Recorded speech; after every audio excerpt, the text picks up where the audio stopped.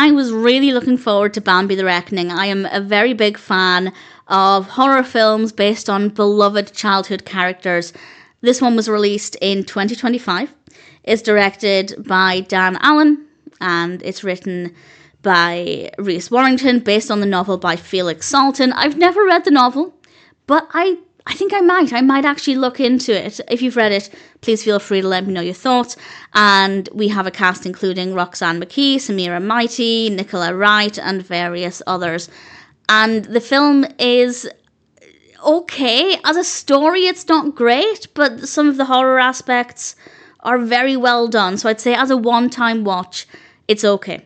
Bambi is on a rampage, out to seek revenge for the death of his mother. Straightforward concept, works really well in terms of it being believable, but the narrative is all over the place. As a story, it's not very enjoyable. As a narrative, it just doesn't have a lot to offer. However, as I said, the horror aspect is quite well done. It's definitely intimidating.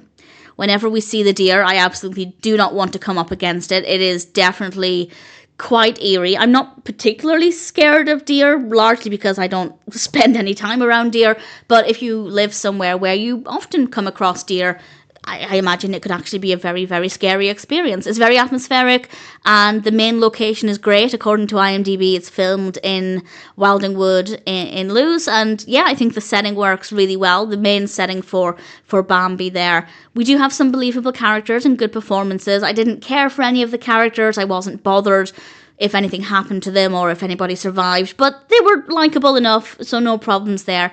Visually, it's quite satisfying as well. Interestingly, it's quite dimly lit. A lot of it is in darkness, but while ordinarily I actually think that that's a bit of a cop-out and a very cheap way to make something scary, I feel like for this film, it works really well. The dimmer lighting for most of the scenes does work really well here.